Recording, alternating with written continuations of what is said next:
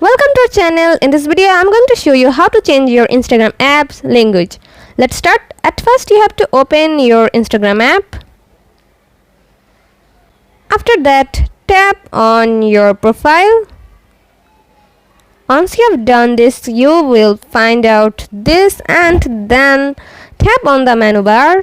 After this, tap on settings and then scroll down and try to find out account. Once you have done this, tap on account and then you will find out language option. Tap on here.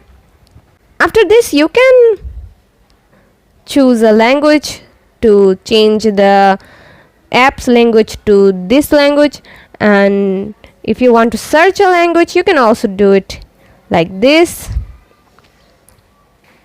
You just have to simply tap on the language and then you can change your Instagram app's language. So this is how you can change your language on your Instagram app. See how easy it is?